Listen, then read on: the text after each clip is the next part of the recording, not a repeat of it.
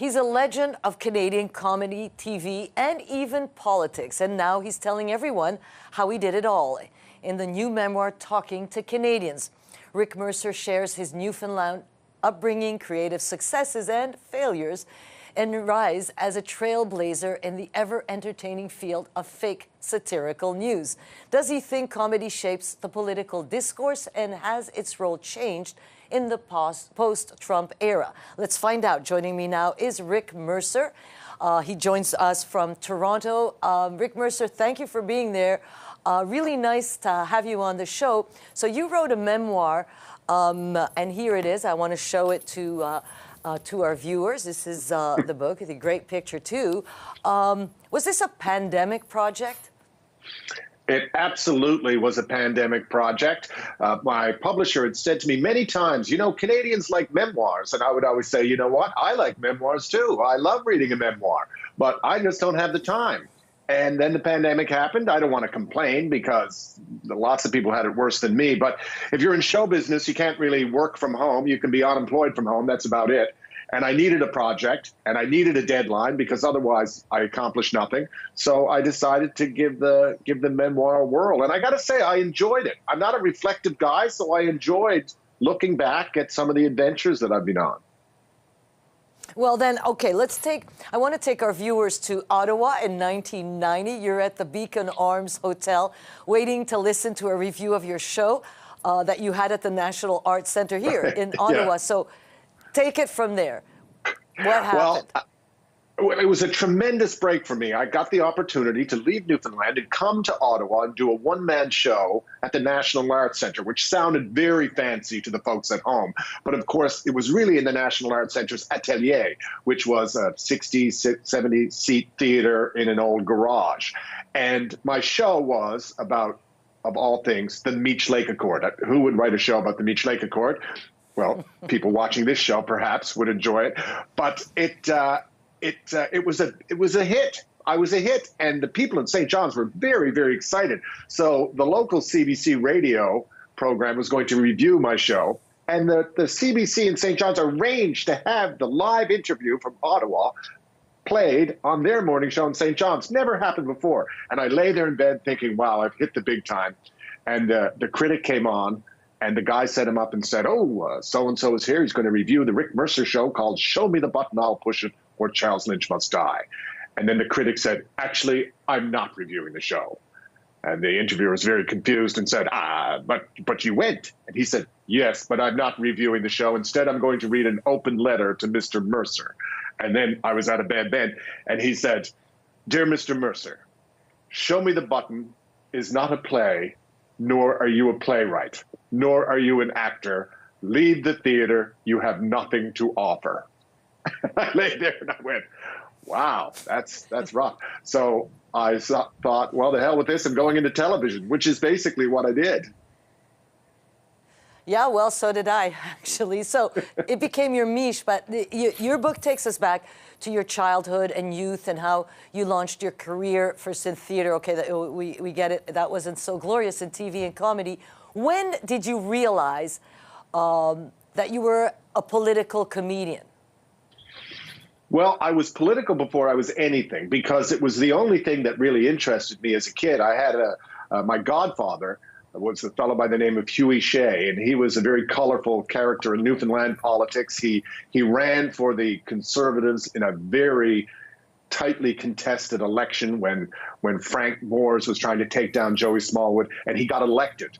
But it was a tie, and then he crossed the floor that night. So you can imagine the reaction. He was almost lynched. And then the whole thing got thrown out. There was another election. He didn't succeed. But at various times in his life, he ran for the leadership of the Liberals and the leadership of the Conservatives. And he had a corner store called Shea's Ripoff and a takeout called Shea's Hamburger Hell. And that's where I would have my first jobs after school, cutting potatoes and all that business. And there would be this collection of ex-politicians and cops and prostitutes and just kind of political people would hang out in this cafe and smoke cigarettes and drink coffee and talk politics. And I was always in the mix talking politics. And they talked to me like they would talk to anyone else, despite the fact that I was 12 or 13 years old. and I just loved it. And I started to view it as a spectator sport, but then I started to realize also how important it was and that it mattered. So it was always my passion. And then when comedy came along, I just figured out a way to marry the two. Yeah, well, and you're lucky to do that because we, we cover politics. Sometimes, amongst ourselves, we find it really funny. We can't really report it that way. But I worked as a journalist in Washington, D.C. for about 12 years. And I did have fun, I must say, but I did not have as much fun as you. How did you come up with talking to Americans? What inspired you to do that? There was no inspiration at all.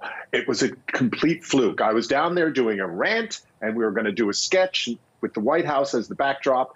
And I was there, and this guy came along to me, and he was well-dressed, well-heeled. He had a Pentagon pass, a security pass, and he looked down and he saw the words on the case, the camera case, and it said Canadian Broadcasting Corporation. So he said, Canadian Broadcasting Corporation, hey? And I said, yes, sir.